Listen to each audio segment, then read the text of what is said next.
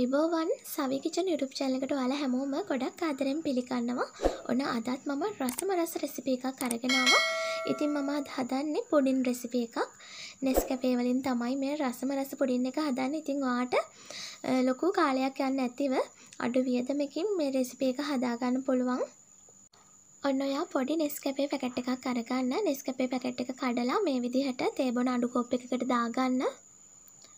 ඉතින් ඔයාගේ කිරි පැකට් එකේ පිටිපස්සේ සඳහන් වෙන විදිහට වතුර එකතු කරගන්න.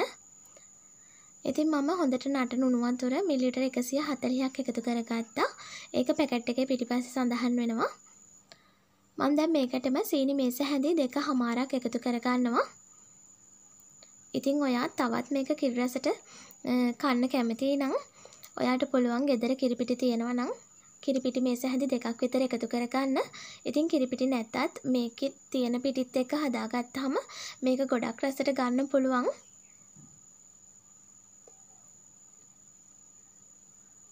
දැන් අපි වතුර ටිකෙන් ටික දාගෙන මේක හදාගමු. ඉතින් පැකට් එකේ පිටිපස්සේ සඳහන් වෙන වතුර ප්‍රමාණය තමයි අපි මේක හදන්න දාගන්න ඕනි.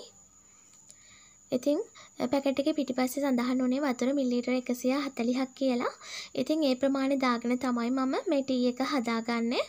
ඔන්න ඔයගේ ගෙදර ගොඩ දෙනෙක් ඉන්නව නම් මේ වගේ කිරි පැකට් දෙකක් අරගෙන හදාගන්න. ඔන්න දැන් ඔයා ජෙලටින් මේස හැන්දක් එකතු කරගන්න. එකතු කරගෙන නැවත හොඳට කලවම් කරගන්න. ජෙලටින් ටික හොඳට කිරිත් එක්ක දිය වෙන්න ඕනි. ඔන්න විශේෂයෙන්ම මතක් කරන්න ඕනි මාව subscribe කරපු ඔයාලට ගොඩක් ස්තුතියි, ගොඩක් ආදරේ. අලුතෙන් මගේ channel එකත් එක්ක එකතු වෙන කෙනෙක් නම් ඔයා ගොඩක් ආදරෙන් මගේ channel එකට පිළිගන්නවා. මේ වීඩියෝ එකට පහලින් එන subscribe button එක press කරලා bell එකත් all කරලා තියාගන්න කියලා ඔයාලකින් ගොඩක් ආදරෙන් ඉල්ලනවා. ඔන්න එතකොට මම දාන අලුත්ම වීඩියෝ ඔයාලට බලන්න පුළුවන්.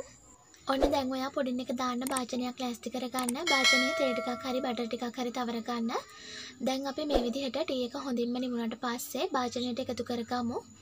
ඔන්න ඔයා මේ පුඩින් එක ෆ්‍රිජ් එකේ සාමාන්‍ය කොටසේ පැය 4-5ක් විතර තියන්න. ඉතින් ඔයාට මේක රෑක වගේ හදා ගන්නවා නම් උදේ වෙනකොට හොඳට සෙට් කරගන්න පුළුවන්. ඔන්න මේ තියෙන්නේ හොඳට සෙට් වුණාට පස්සේ පුඩින් එක. ඉතින් ඔයාට පුළුවන් මේක වටේ බුරුල් කරගෙන අනිත් පැත්ත හරව ගන්නත්. එහෙම නැත්නම් ඔයාට පුළුවන් මේ විදිහට පුඩින් එක කප් වලට දාලා පිළිගන්වන්නත්. ඉතින් මම මේ විදිහටම තමයි පුඩින් එක කප් වලට දාලා පිළිගන්නන්න හිතුවේ. ඉතින් මම මේක උඩින් ස්ට්‍රෝබෙරි ටොපින් ටිකක් දාගන්නවා. ඉතින් ඔයාට පුළුවන් ස්ට්‍රෝබෙරි නැත්නම් පැණි ටිකක් වගේ උඩින් එකතු කරගන්න.